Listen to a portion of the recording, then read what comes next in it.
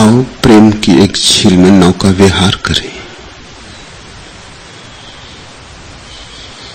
और ऐसी झील मनुष्य के इतिहास में दूसरी नहीं, जैसी झील मीरा है।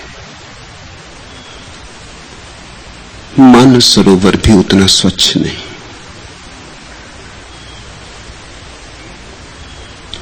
और हंसों की ही गति हो सकेगी मीरा की इस झील में। हंस बनो तो ही उतर सकोगे इस झील में। हंस न बने तो न उतर पाओगे। हंस बनने का अर्थ है मोतियों की पहचान आंख में हो, मोती की आकांक्षा हृदय में हो। हंसा तो मोती चुगे, कुछ और से राजी मत हो जाना। क्षुद्र से जो राजी हो गया वो विराट को पाने में असमर्थ हो जाता है। नदी नालों का पानी पीने से जो तृप्त हो गया वो मानसरोवरों तक नहीं पहुंच पाता है। जरूरत ही नहीं रह जाती।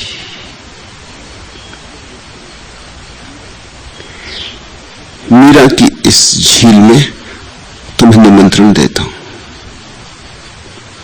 मीरा नाव बन सकती है।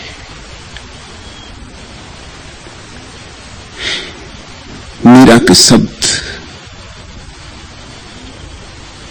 तुम्हें डूबने से बचा सकते हैं। उनके सहारे पर उस पार जा सकते हो। मीरा तीर्थंकर है।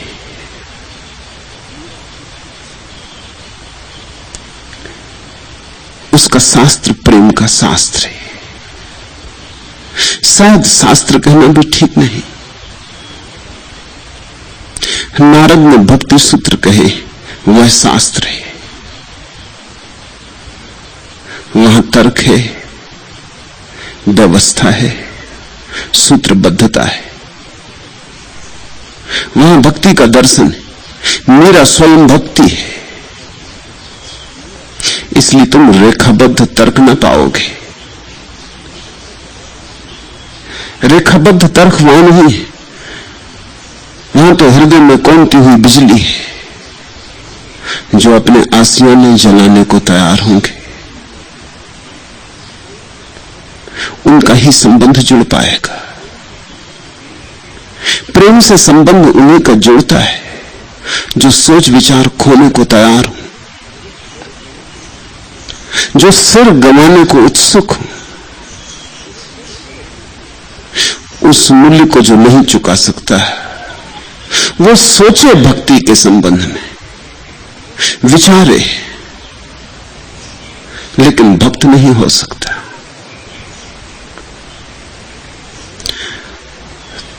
तो मीरा के शास्त्र को शास्त्र कहना भी ठीक नहीं। शास्त्र कम है, संगीत ज्यादा है। लेकिन संगीत ही तो केवल भक्ति का शास्त्र हो सकता है। जैसे तर्क ज्ञान का शास्त्र बनता है, वैसे संगीत भक्ति का शास्त्र बनता है। जैसे गणित आधार है ज्ञान का, वैसे काव्य आधार है भक्ति का। जैसे सत्य की खोज ज्ञानी करता है, भक्त सत्य की खोज नहीं करता। भक्त सौंदर्य की खोज करता है। भक्त के लिए सौंदर्य ही सत्य है। ज्ञानी कहता है सत्य सुंदर है, भक्त कहता है सौंदर्य सत्य है। रविन्द्रनाथ ने कहा ब्यूटी इज ट्रूथ, सौंदर्य सत्य है। रविन्द्रनाथ के पास भी वैसा ही हृदय है जैसा मीरा के पास। लेकिन रविन्द्रनाथ पुरुष है। गलते गलते भी पुरुष की अड़चने रह जाती। मीरा जैसे नहीं पिघल पाते। खूब पिघले, जितना पिघल सकता है पुरुष उतने पिघले, फिर भी मीरा जैसे नहीं पिघल पाते। मीरा स्त्री है। स्त्री के लिए भक्ति ऐसे ही सुगम है जैसे पुरुष के लिए तर्क और विचार। वैज्ञानिक कहते हैं मनुष्य का मस्तिष्क 2 हिस्सों में विभाजित है। बाएं तरफ जो मस्तिष्क है वो सोच विचार करता है, गणित, तर्क, नियम, वहां सब श्रृंखलाबद्ध है। और दाईं तरफ जो मस्तिष्क है वहां सोच विचार नहीं है, वहां भाव है, वहां अनुभूति है, वहां संगीत की चोट पड़ती, वहां तर्क का कोई प्रभाव नहीं होता, वहां लयबद्धता पहुंचती, वहां नृत्य पहुंच जाता है, सिद्धांत नहीं पहुंचते। स्त्री दाएं तरफ के मस्तिष्क से जीती, पुरुष बाएं तरफ के मस्तिष्क से जीता है। इसलिए स्त्री पुरुष के बीच बात भी मुश्किल होती, कोई मूल नहीं बैठता दिखता। पुरुष कुछ कहता है, स्त्री कुछ कहती है। पुरुष और ढंग से सोचता है, स्त्री और ढंग से सोचती। उनकी सोचने की प्रक्रियाएं अलग है। स्त्री विधिवत नहीं सोचती, सीधी छलांग लगाती, निष्कर्षों पर पहुंच जाती। पुरुष निष्कर्ष पर नहीं पहुंचता, विधियों से गुजरता है, क्रमबद्ध एक एक कदम। प्रेम में कोई विधि नहीं होती, विधान नहीं होता। प्रेम की क्या विधि और क्या विधान, हो जाता है बिजली की कौंध की तरह। हो गया तो हो गया, नहीं हुआ तो करने का कोई उपाय नहीं है। पुरुषों ने भी भक्ति के गीत गाए, लेकिन मीरा का कोई मुकाबला नहीं, क्योंकि मीरा के लिए स्त्री होने के कारण जो बिल्कुल सहज है वो पुरुष के लिए थोड़ा आरोपित सा मालूम पड़ता है। पुरुष भक्त हुए जिन्होंने अपने को परमात्मा की प्रेयसी माना, पत्नी माना, मगर बात कुछ अड़चन भरी हो जाती। संप्रदाय है ऐसे भक्तों का बंगाल में अब भी जीवित, जो पुरुष हैं लेकिन अपने को मानते हैं कृष्ण की पत्नी। रात स्त्री जैसा श्रृंगार करके कृष्ण की मूर्ति को छाती से लगा के सो जाते, मगर बात में कुछ बेहुदापन लगता है, बात कुछ जमती नहीं। ऐसे ही बेहुदापन लगता है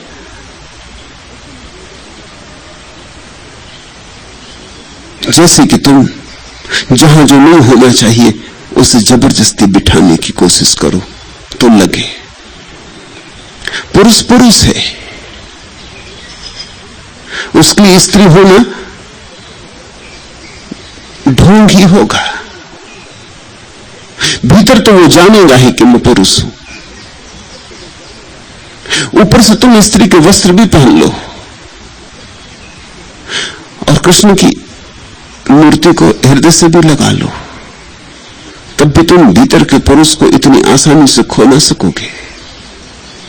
ये सुगम नहीं होगा। स्त्रियां भी हुई हैं जिन्होंने ज्ञान के मार्ग से यात्रा की, मगर वहां भी बात कुछ बेहूदी हो गई। जैसे ये पुरुष बेहूदे लगते और थोड़ा सा विचार पैदा होता है कि ये क्या कर रहे हैं, ये पागल तो नहीं है। ऐसे ही लल्ला कश्मीर में हुई, वो महावीर जैसे विचार में पड़ गई होगी, उसने वस्त्र फेंक दिए, वो नग्न हो गई।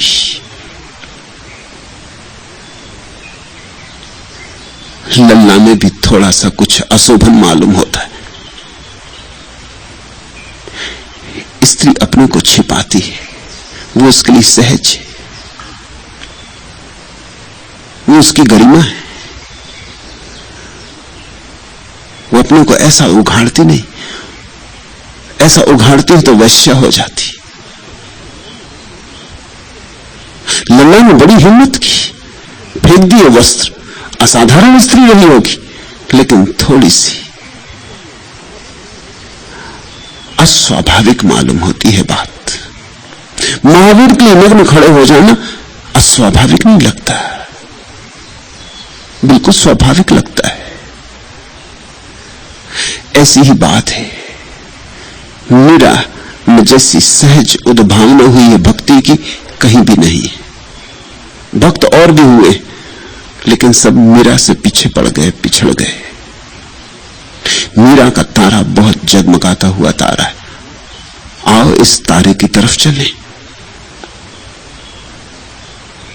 अगर थोड़ी सी भी बूंदे तुम्हारे जीवन में बरस जाए मीरा के रस की, तो भी तुम्हारे रेगिस्तान में फूल खिल जाएंगे। अगर तुम्हारे हृदय में थोड़े से भी वैसे आंसू घुमड़ आए जैसे मीरा को घुमड़े, और तुम्हारे हृदय में थोड़े से राग बजने लगे जैसे मीरा को बजा, थोड़ा सा सही, एक बूंद भी तुम्हें रंग जाएगी और नया कर जाएगी। तो मीरा को तर्क और बुद्धि से मत सुनना। मीरा का कुछ तर्क और बुद्धि से लेना देना नहीं है। मीरा को भाव से सुनना, भक्ति से सुनना, श्रद्धा की आंख से देखना। हटा दो तर्क इत्यादि को, किनारे सरका के रख दो। थोड़ी देर के साथ मीरा के लिए पागल हो जाओ। ये मस्तों की दुनिया है, ये प्रेमियों की दुनिया है, तो ही तुम समझ पाओगे, अन्यथा चूक जाओगे। बहुत बार मौके आए जब मैं मीरा पे बोलता, लेकिन टालता गया, क्योंकि मीरा पे कुछ बोलना कठिन है। महावीर पे बोलना बहुत आसान, बुद्ध पर बोलना बहुत आसान, पतंजलि पर बोलना बहुत आसान। मीरा पर बोलना बहुत कठिन, क्योंकि ये बात बोलने की है ही नहीं। ये बात तो होने की है, ये भाव की है। मीरा गुनगुनाई जा सकती है, मीरा पे बोलो क्या। मीरा गाई जा सकती है, मीरा पे बोलो क्या।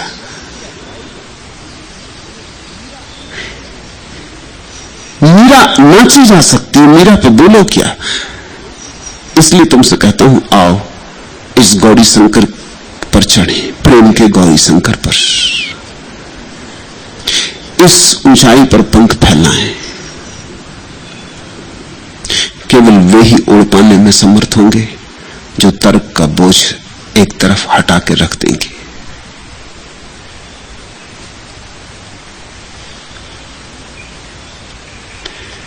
मीरा के पास तुम्हें देने को बहुत है। मीरा एक मेघ है जो बरस जाए तो तुम तृप्त हो जाओ। तरानों में मोहब्बत का तराना लेके आया हूं, फसानों में हकीकत का फसाना लेके आया हूं। तलाश से वर के आदम सोच में निकला हूं जन्नत से, जलाने ही को आखिर आसियाना लेके आया हूं। जमाने से अलग हूं अहले सोबत के लिए, लेकिन नया हक अमल का एक जमाना लेके आया हूं। उठ और तय दो जहां की मंजिले गाम में कर ले, जमीन में अरसो पैमा वालहाना लेके आया हूं। उठ, जाग, उठ और तय जो दो जहां की मंजिले गाम में कर ले। मीरा के साथ सारी यात्रा एक कदम में हो सकती। तर्क बहुत कदम लेता है क्योंकि विधि से चलता है। मेरा छलांग है, उठ और तय दो जहां की मंजिलें एक गांव में कर ले। इसलिए तुमसे कहता हूं कि आओ, एक ही कदम में यह यात्रा हो सकती। जुनूने अरसो पैमा वालहाना लेके आया हूं। मीरा मस्ती से भरी हुई एक शराब लिए खड़ी, उसका रसास्वादन करो। मीरा शराब है, पियो, समझो कम, पियो ज्यादा। उसका तराना प्रेम का तराना है। मुझे मौका दो कि मैं तुम्हारे हृदय की वीणा को थोड़ा बजा सकूं।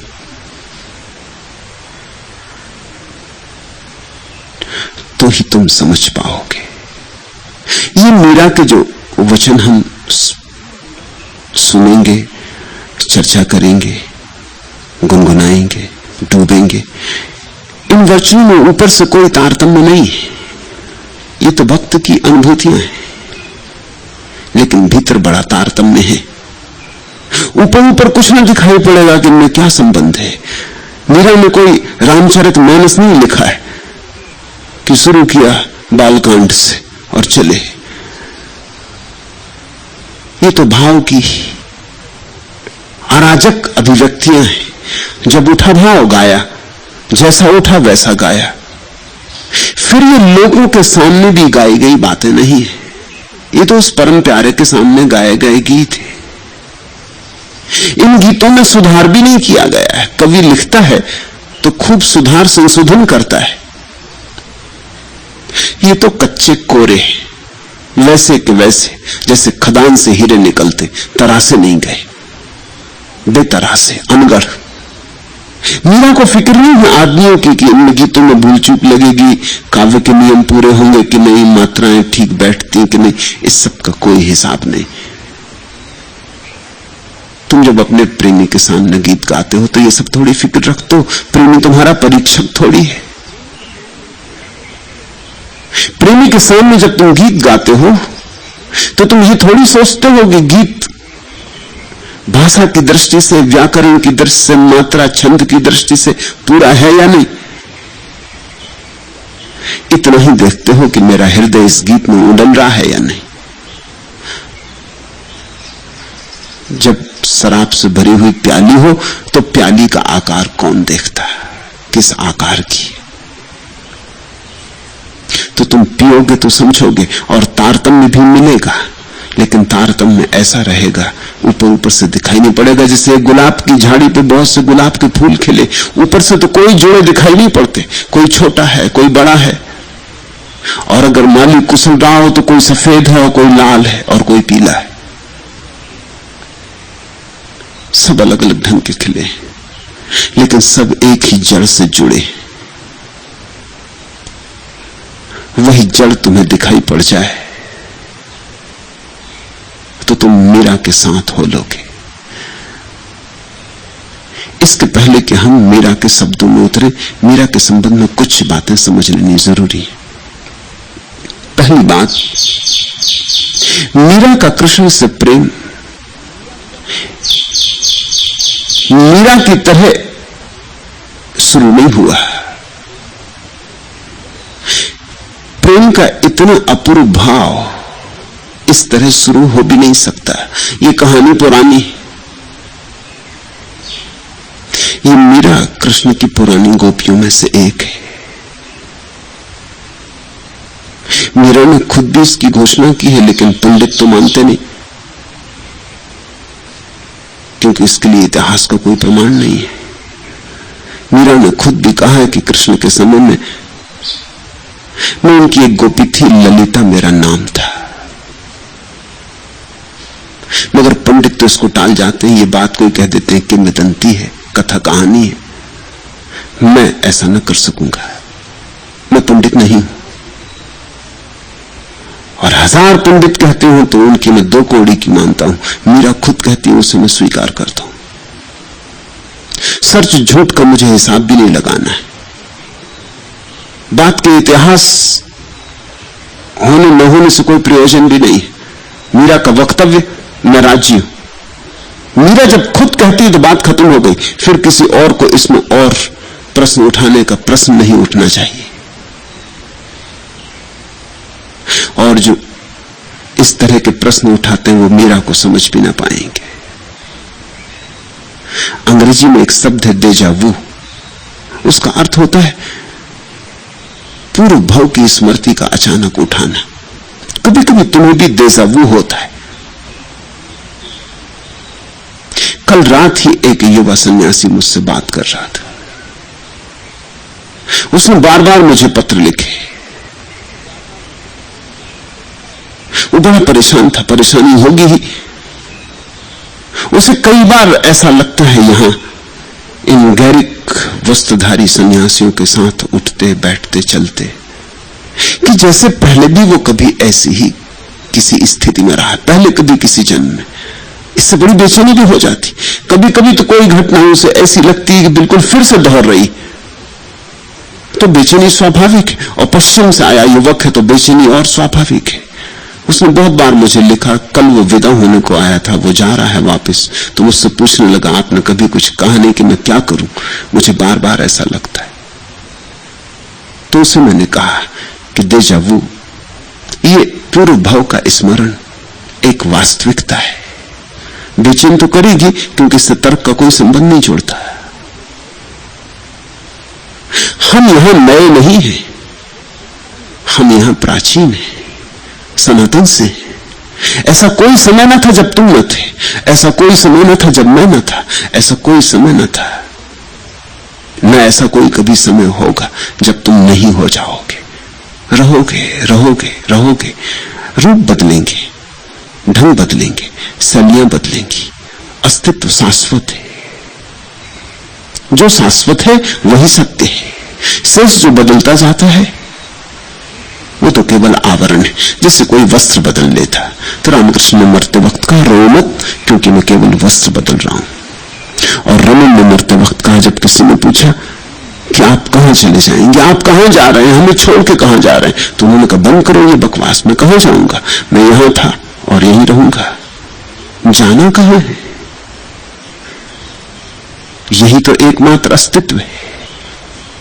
रूप बदलते हैं, बीज वृक्ष हो जाता है, वृक्ष बीज हो जाता है, गंगा सागर बन जाती, सागर सूरज की किरणों से चढ़ के मेघ बन जाता है, मेघ फिर गंगा में गिर जाता है, फिर गंगा सागर में गिर जाती है। मगर एक जल की बूंद भी कभी खोई नहीं, जल उतना ही है जितना सदा से था, और एक भी आत्मा कहीं खोई नहीं। तो मैंने उस युवक को कहा, बिल्कुल घबराओ ना, हो सकता है मेरे पास तुम कभी अतीत में ना भी बैठे हो, ये हो सकता है, क्योंकि अनंत है जगत। ये हो सकता है कि मेरा तुमसे मिलना कभी ना हुआ हो, लेकिन फिर भी ये बात पक्की है कि मेरे जैसे किसी आदमी से तुम्हारा मिलना हुआ होगा। तुमने किसी बुद्ध की आंखों में झांका होगा,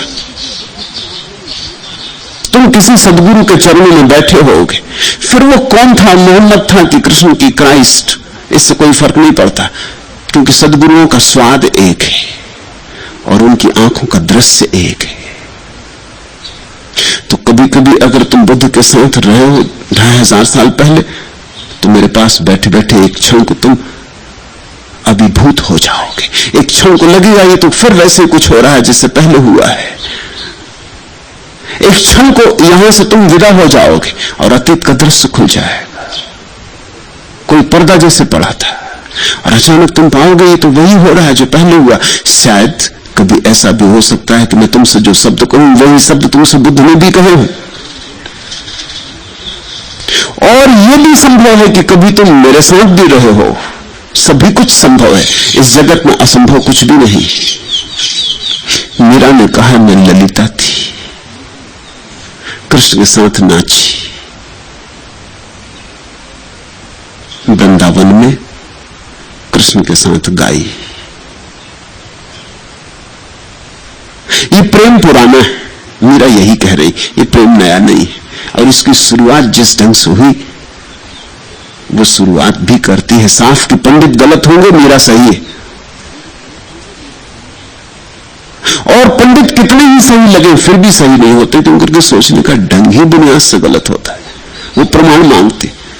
अब प्रमाण क्या, किसी अदालत की सील मोहर लगी हुई कोई फाइल मौजूद करे मीरा कि कृष्ण के समय में थी, कहां से प्रमाण पत्र लाए, गवाह जुटाए, अंतर्भाव पर्याप्त है और उसका अंतर्भाव प्रमाण है। मीरा छोटी थी, 4-5 साल की रही होगी, तब एक साधु मीरा के घर मेहमान हुआ और जब सुबह साधु ने उठ के अपनी मूर्ति, कृष्ण की मूर्ति छुपाया था अपनी गुदड़ी में, निकाल के जब उसकी पूजा की तो मीरा एकदम पागल हो गई। डेजा वू हुआ, पूर्व भाव का स्मरण आ गया। वो मूर्ति कुछ ऐसी थी कि चित्र पर चित्र खुलने लगे। वो मूर्ति जो थी, शुरुआत हो गई फिर से कहानी की। निमित्त बन गई, उससे चोट पड़ गई। कृष्ण की मूर्त फिर याद आ गई, फिर वे सांवला चेहरा, वे बड़ी आंखें, वे मोर मुकुट में बंधे, वे बांसुरी बजाते कृष्ण। मीरा लौट गई हजारों साल पीछे अपनी स्मृति में, रोने लगी, साधु से मांगने लगी मूर्ति। लेकिन साधु को भी बड़ा लगाव था अपनी मूर्ति से, उसने मूर्ति देने से इनकार कर दिया, वो चला भी गया। मीरा ने खाना पीना बंद कर दिया। पंडितों के लिए यह प्रमाण नहीं होता कि इससे कुछ प्रमाण मिलता है देजावू का, लेकिन मेरे लिए प्रमाण 4-5 साल की बच्ची। हाँ, बच्चे कभी कभी खिलौनों के लिए भी तरस जाते, लेकिन घड़ी 2 घड़ी में भूल जाते।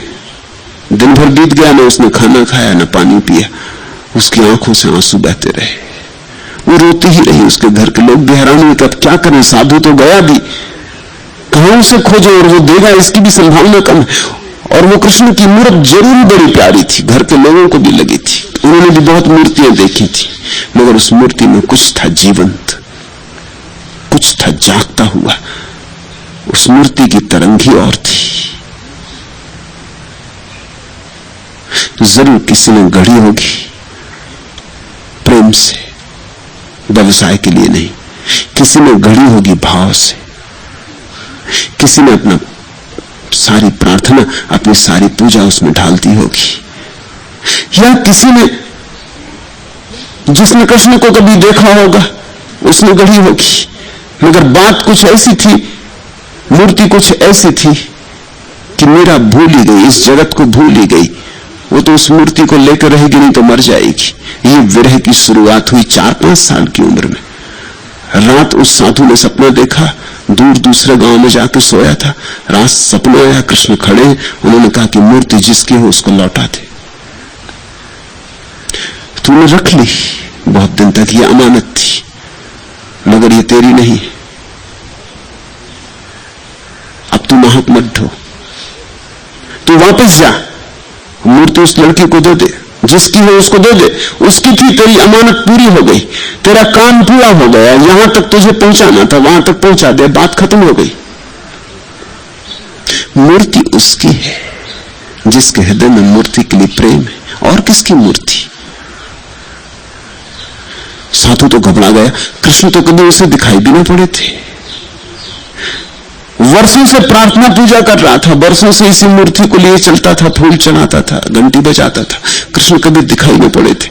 वो तो बहुत घबरा गया, वो तो आधी रात भागा हुआ आया, आधी रात आके जगाया, कहा मुझे क्षमा करो, मुझसे भूल हो गई। इस छोटी सी लड़की के पैर पड़े, इसे मूर्ति दे के वापिस हो गया। ये जो 4-5 साल की उम्र में घटना घटी, इससे फिर से दृश्य खुले, फिर प्रेम उंगा, फिर यात्रा शुरू हुई। ये मीरा के इस जीवन में कृष्ण के साथ पुनर्गठबंधन की शुरुआत है, मगर ये नाता पुराना था, नहीं तो बड़ा कठिन है। कृष्ण को देखा ना हो, कृष्ण को जाना ना हो, कृष्ण की सुगंध न ली हो, कृष्ण का हाथ पकड़ के नाचे न हो, तो लाख उपाय करो, तुम कृष्ण को कभी जीवंत अनुभव न कर सकोगे। इसलिए जीता सदगुरु ही सहयोगी होता है। तुम भी कृष्ण की मूर्ति रख के बैठ सकते हो, मगर तुम्हारे भीतर भाव का उद्रेक नहीं होगा। भाव के उद्रेक के लिए तुम्हारी अंतरकथा में कोई संबंध चाहिए कृष्ण से, तुम्हारी अंतरकथा में कोई समानांतर दशा चाहिए। मीरा का भजन तुम भी गा सकते हो, लेकिन जब तक कृष्ण से तुम्हारा कुछ अंतर नाता ना हो, तब तक भजन ही रह जाएगा, जुड़ न पाओगे, हृदय न मिलेगा, सेतु न बनेगा। वो 4-5 वर्ष की उम्र में घटी छोटी सी घटना, संयोगिक घटना, और क्रांति हो गई। मीरा मस्त रहने लगी, जैसे एक शराब मिल गई।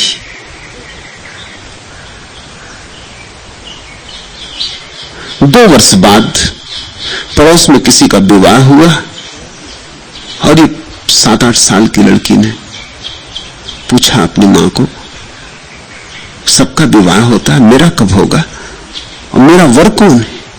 और मां ने तो ऐसी मजाक में कहा, क्योंकि उस वक्त भी कृष्ण की मूर्ति को छाती से लगाए खड़ी थी, कि तेरा वर कौन है? ये गिरधर गोपाल, ये गिरधर लाल, यही तेरे वर है, और क्या चाहिए? ये तो मजाक में कहा था। मां को क्या पता था कि कभी कभी मजाक में कही गई बात भी क्रांति हो जा सकती है, और क्रांति हो गई। और कभी कभी कितनी गंभीरता से तुमसे कहा जाए कुछ भी नहीं होता, क्योंकि तुम्हारे भीतर कुछ छूते ही नहीं हो, तो छुए।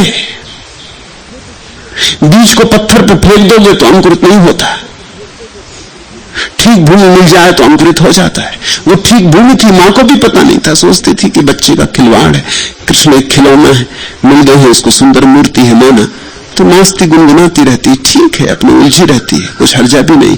मजाक में कहा था कि तेरे तो और कौन पति, ये गिरधर गोपाल है, ये नंदलाल है। मगर उसका मन उसी दिन भर गया, ये बात हो गई। कभी कभी संयोग महारंभ बन जाते हैं महाप्रस्थान के पथ पर। उसने तो मान लिया, वो छोटा सा भोला भाला मन, उसने मान लिया कि यही उसके पति। फिर क्षण भर को भी ये बात डगमगाई नहीं, फिर क्षण भर को भी ये बात भूली नहीं। असल में बचपन में अगर कोई भाव बैठ जाए तो बड़ा दूरगामी होता है।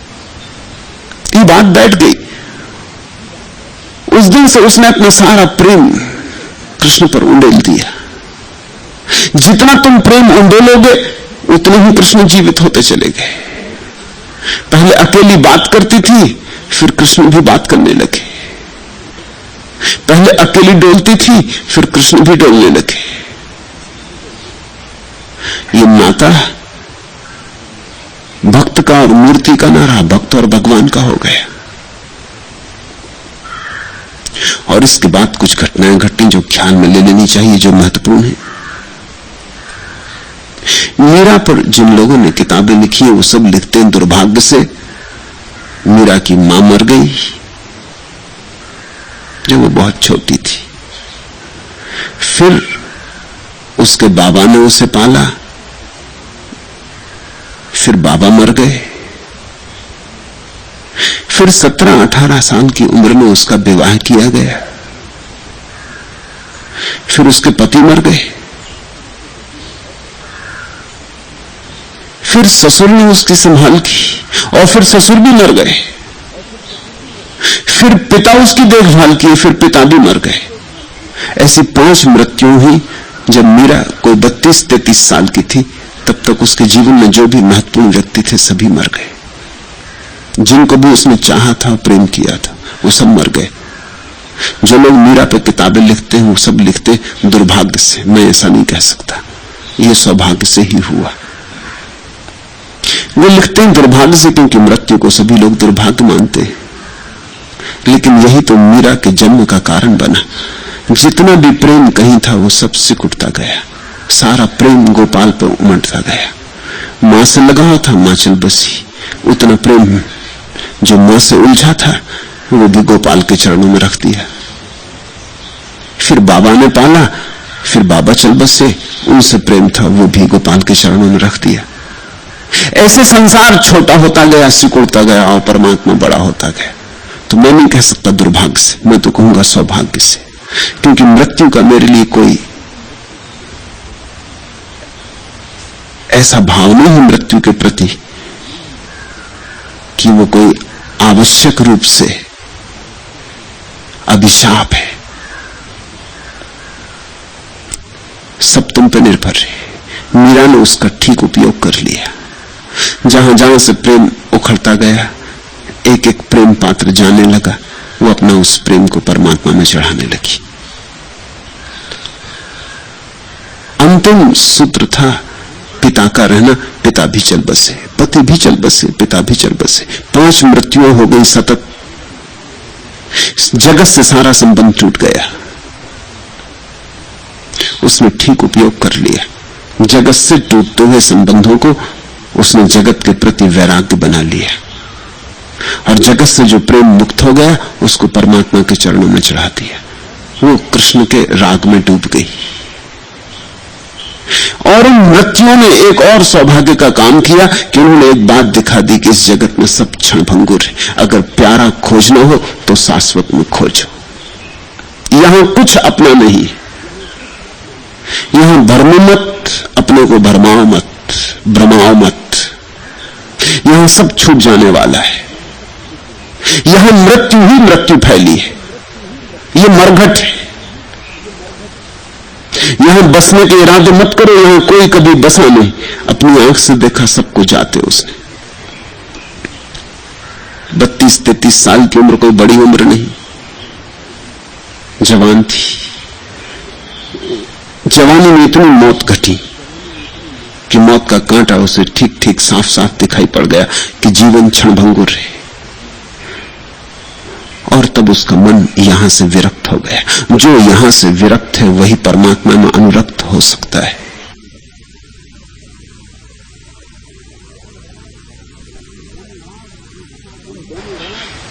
तुम दोनों राग एक साथ नहीं पाल सकते हो, तुम दो नावों पर एक साथ सवार नहीं हो सकते हो। तो जब मैंने तुमसे कहा आओ प्रेम की झील में नौका विहार को चले, तो मैं तुमसे ये कह रहा हूं अब तुम अपनी संसार की नाव से उतरो, अब परमात्मा को नाव बनाओ।